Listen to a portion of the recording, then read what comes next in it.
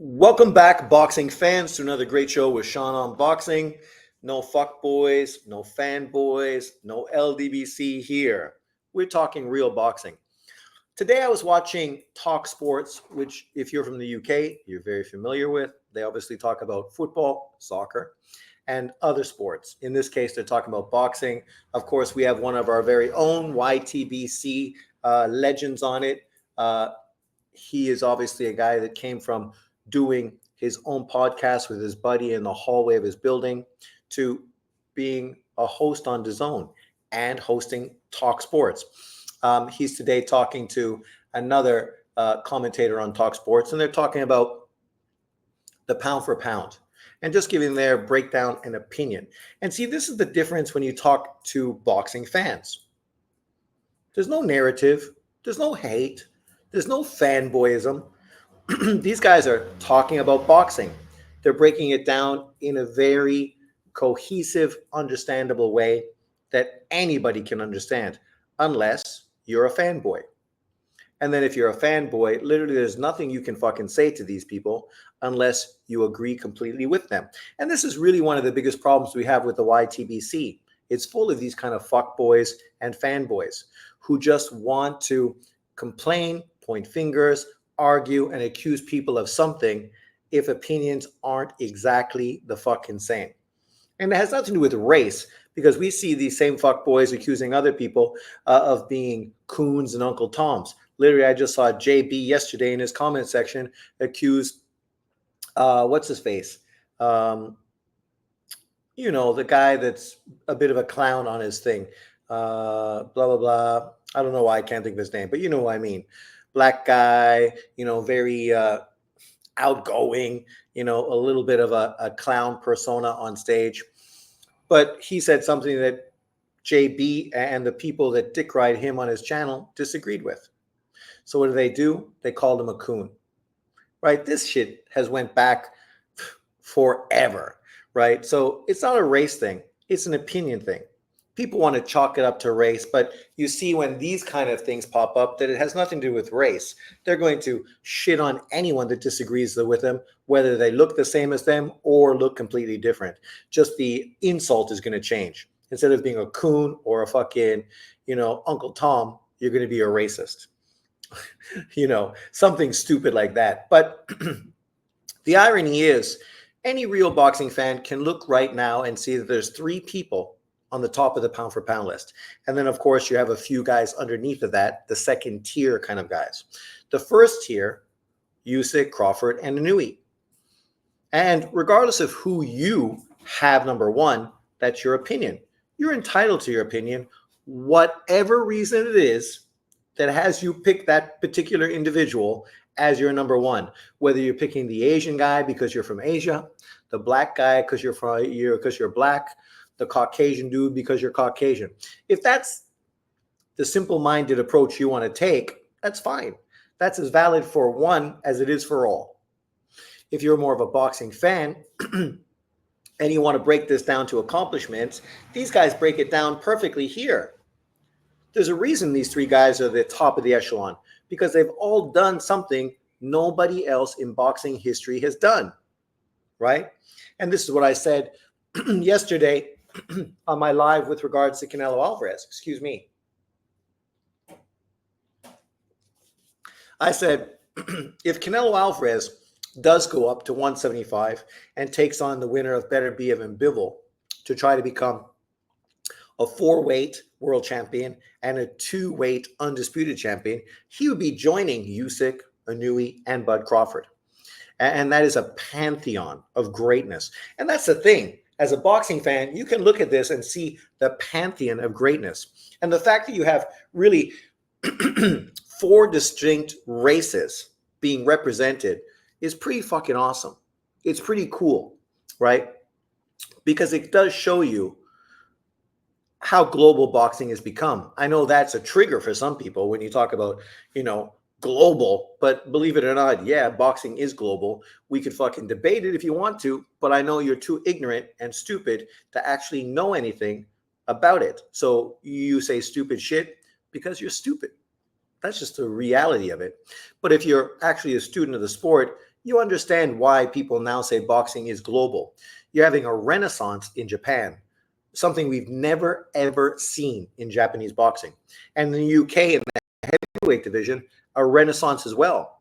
UK boxing has always been good. They've always had top heavyweights, but not to the extent that they are now. It's a renaissance, right? And this doesn't dismiss or take away from America, because right now in America, it's not a renaissance. And that's okay. Every great nation, whether we're talking about boxing in this case or hockey, right? Being from Canada, you had times when Russians were dominating international hockey, times when Canada was dominating international hockey. And then, of course, the States, Sweden, Czechoslovakia, Finland, other countries representing from time to time, right? And this is no different to any sport. I mean, I live in Asia, and obviously here there's a lot of people that are big rugby fans. I know most of the people that watch my channel, they don't know anything about rugby, and they could fucking care less. But with rugby, it's the same. Cricket as well. You had times when Australia was the dominant cricket team, right? Dominant. India, Pakistan, right? I remember back in the day when the Caribbean team was fucking fantastic with Lara, right? Who was a great batsman, right? Hooper, right? So, there's always times when countries are reaching a pinnacle, which means other teams have dropped. Right now, you look at global football. Brazil, who's consistently always sort of been thought of as the best nation in football history, isn't really representing to the same extent that they had been previously for decade after decade after decade after decade. This doesn't mean we're shitting on Brazil by praising fucking Argentina and other countries. No, this is just the way things are unfolding at this time. This doesn't mean America's not going to come back and hit a resurgence and once again be a dominant country representing boxing. And no one ever said that. But some people are so biased, narrative driven, racially fucking motivated that, of course, anything they see gives them an opportunity to hate, cry foul, and fucking jump on their soapbox and start pointing fingers at everybody. Shit's ridiculous, but it's not a surprise. So this currently is Ring Magazine's pound for pound list. And consistently, when I try to look for a realistic perspective on boxing, I do look at Ring Magazine. Why? Well, because Ring Magazine historically has a history behind it, right? And because of that history, you can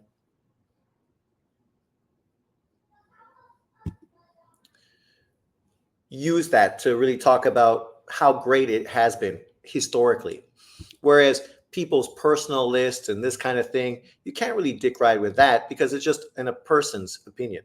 One individual who obviously is bringing a bias to perspective, and that is blatant from day one, right? So here we go. This is currently Ring Magazine's pound for pound list. Some people that are very racially biased and racially focused will be bent out of shape by this, right? Because it doesn't look the way they want it to look, because the guy at the number one position doesn't look like them. And you can say Sean's making this about race. No, I'm just pointing out the truth. Because if you had Bud Crawford at number one, I wouldn't be complaining. I wouldn't be crying. I wouldn't be moaning. Not at all. But right now they have Usyk at number one, Inouye at number two, Crawford at number three, Canelo at number four. I have Canelo a little lower. Bam Rodriguez at number five. I think, he hasn't really fought prime fighters. So you could think of him potentially being behind both Beterbiev and Bivol. And then you have Tank on this list, Junta Nakatani, and Devin Haney.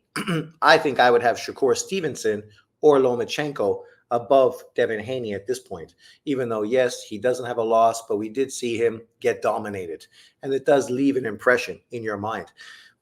But when I look at this pound for pound list, you can squabble about positions where some people are. Like I said, I think Canelo is lower. I don't know if Bam is ahead of Beterbiev and Bivol.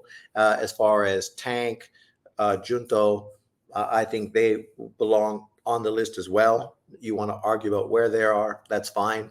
And then I think with Devin Haney, you probably have a guy like Shakur or Lomachenko rated above him because they haven't been beaten recently.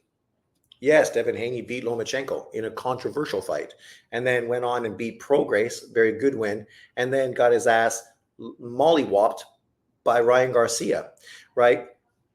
You can say whatever you want about Shakur and Lomachenko, but they never have ever gotten their ass beat up like that, regardless of who they've been in the ring with.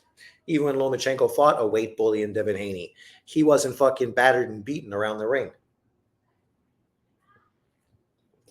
But, you know, this isn't about this or that. It's just showing you that this list is pretty solid. You can complain and say that Canelo doesn't deserve top 4. Tank Davis should be higher. I don't think you should put him above Beterbiev or Bivol, but potentially above Bam Rodriguez, potentially. You could put Bud Crawford at number 1, Usyk at 2, Inouye at number 3. You know, I wouldn't complain because the truth is all the guys who deserve to be on the list are on the list. If you want to squabble about positioning, you can squabble about positioning, but that kind of shines a light on your bias and your narrative that you're pushing. Because people can understand currently why Usyk is number 1. Usyk just did something that neither Inouye or Crawford will ever be able to do. And that's fight a guy who was 50 pounds heavier than him in the ring. And that's significant. People tried to belittle Inouye, saying that the jump he's went through in his weight classes is less than Bud Crawford. But when they say less, it's marginal. It's like 1-2 pounds. But to them, that means Inouye is ranked number 7 and Bud Crawford is number 1. Just think about that mentality. So there's 2 or 3 pounds difference in weight that they both have moved up in their careers. Elevates Bud Crawford to number 1 and demotes Inouye to like number 7 or 8 or 9. Right? So if that's the way they're trying to break this shit down, then it's clear that Usyk deserves to be number 1 because literally he just fought a guy who was 50 pounds heavier than him on fight night. Right? That is essentially the definition of a weight bully. Inouye can move up to 126. He's going to be fighting guys that come in far bigger than him. He's already facing guys that are heavier than him in the ring at 122 pounds. Bud Crawford just moved to 122. He essentially could be running into guys bigger than him as well. If he moved up to fight Canelo at 168, inevitably, he'd be facing a guy who wasn't taller or longer, but weighed more on fight night than he did, right? Especially if Bud Crawford wanted to be at his best. But what we can't take away from these fighters is they're all great. Usyk is a 2-weight undisputed champion. Inouye and Crawford are both 4-weight world champions, 2-weight undisputed. Inouye, 5 years younger than Crawford. Canelo Alvarez, 4-weight world champion, currently 1-weight undisputed. He got robbed of his IBF title, but everybody knows that he is the undisputed champion. Bam Rodriguez currently is a 2-weight champion, right? Who obviously has a lot of big significant names on his resume and unified at 112 pounds, and has been super dynamic in the way he's been going about beating guys. Beterbiev, currently unified 3-belt champion at light heavyweight. 100% knockout ratio. Very good resume. Bivol beat Canelo. Beat Zurdo Ramirez. Probably should be higher on this list because of that. If he beats Beterbiev, he definitely deserves to be 4 above Canelo on this list. And I don't know who would complain otherwise. If Beterbiev wins, same thing. Gervonta Tank Davis, many people think he doesn't deserve to be on the pound-for-pound list. I think because of the way he dominates the opposition in front of him, he does belong on the list. Sure, he should be fighting guys that really elevate him to the top of the list. But what he's doing is fighting guys that keep him on the lower half of the list for most people's lists. Because he's doing what Golovkin and other fighters did, taking on subpar opposition, but destroying them and dominating them the way you should. and is obviously one of the most exciting fighters in boxing. So we can hope that eventually we see him in bigger and better fights. It's not hate. We want to see better Beterbiev versus Bivol for undisputed light heavyweight. We want to see Bam Rodriguez unify 115, move up and take Junto Nakatani at 118. We want to see Junto Nakatani unify against Inui's brother at 118 and go up to 122 to take on the monster. We want to see Canelo fight David Benavidez. We want to see him fight the winner of Beterbiev and Bivol. We want to see him fight Bud Crawford. Usyk, we want to see him rematch Fury and then potentially rematch the winner of AJ and Daniel Dubois. Potentially go back to cruiserweight and fucking face Jay Opataya. We want to see Bud Crawford become undisputed at 154, move up and fight Canelo Alvarez. Literally, as a boxing fan, you have high expectations for every single fucking guy on this list. So why is Tank any different? He's not. Not to me. I want everybody to step up and take on the best opponents available to make great fights, just like I want Tank to. Whether he's fighting a Lomachenko, a Devin Haney, a Shakur Stevenson. It's irrelevant. For Devin Haney, he stepped up and took on great opponents. Yeah.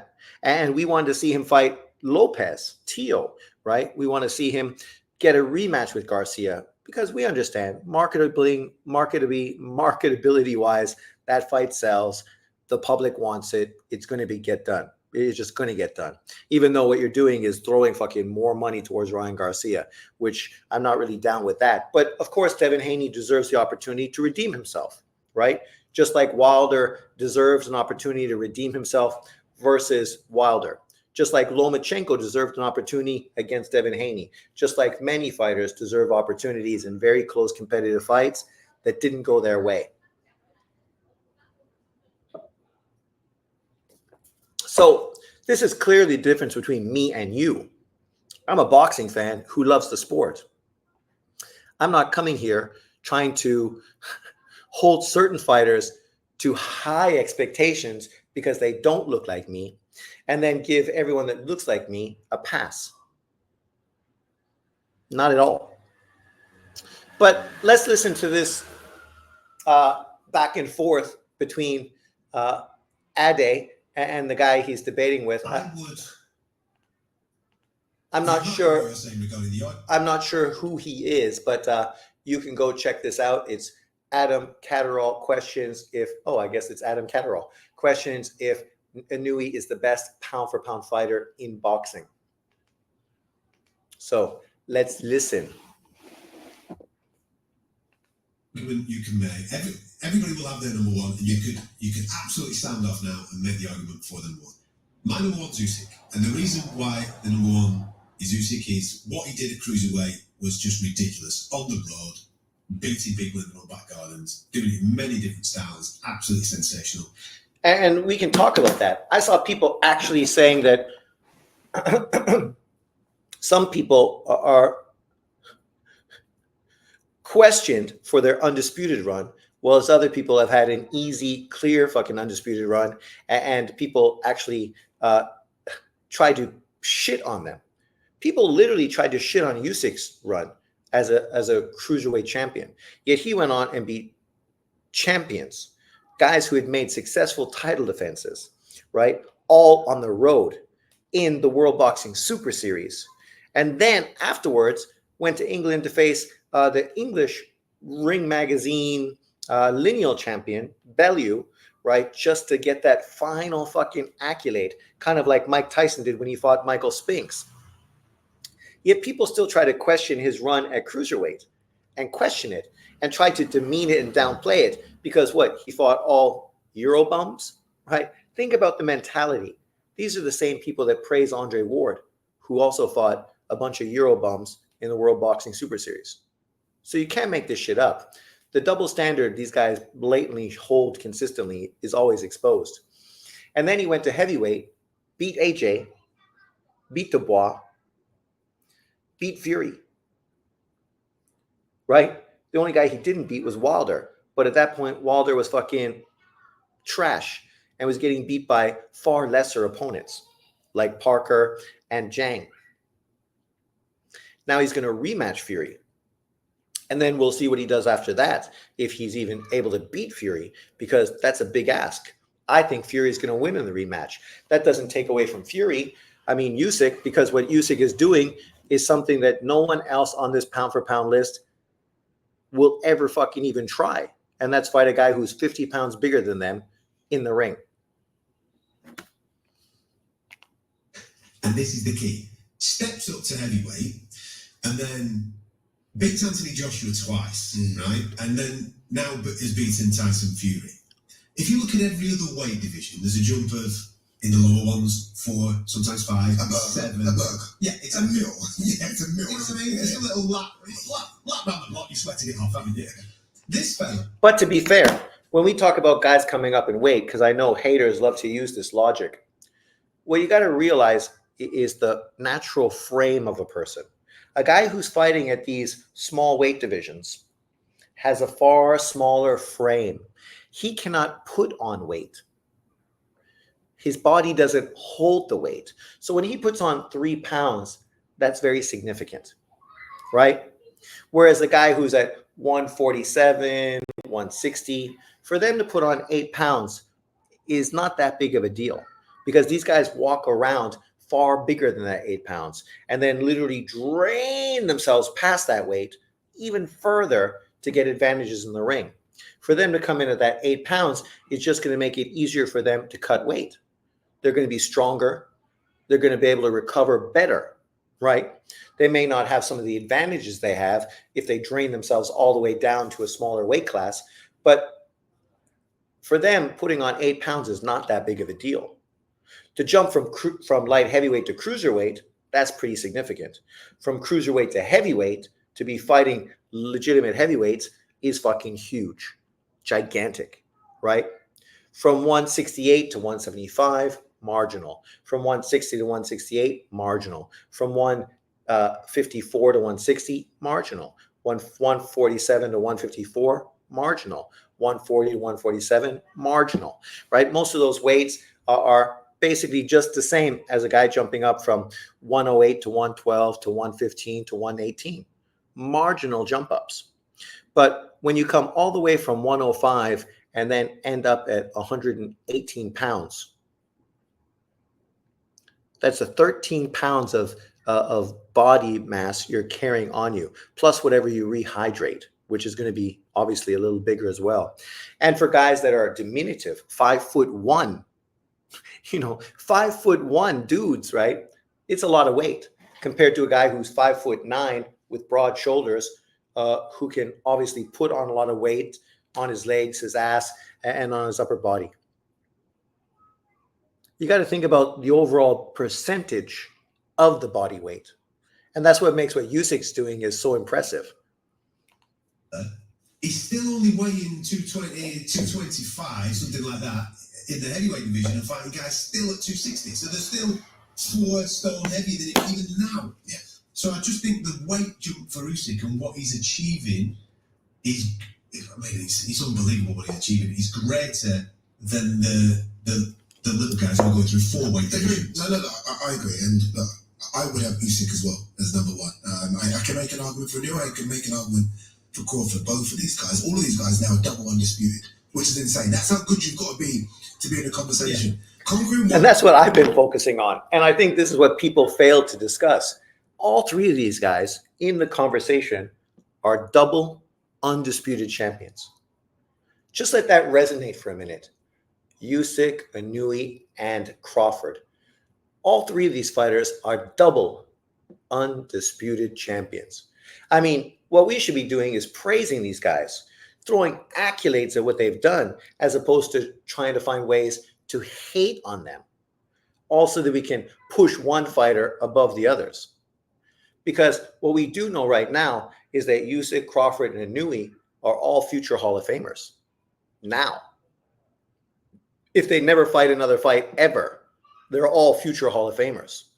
They're legends of this fucking era. And people go, oh, this is what some people say, right, JB? I know you're listening.